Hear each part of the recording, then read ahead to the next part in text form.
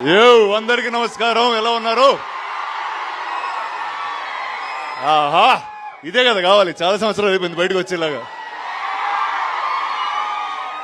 So కాంతా ఏంటి చెప్పు, ఏదో అంటున్నావు తర్వాత.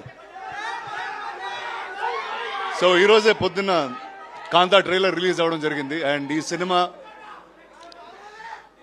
కాలం అన్నది ఒత్తి సినిమానే రీక్రియేట్ చేయగలుగుతుంది. జై హో దా. ఓకే స్వామి, మీరు బాగా రౌడీగాడయ్యా మీరు అసలు.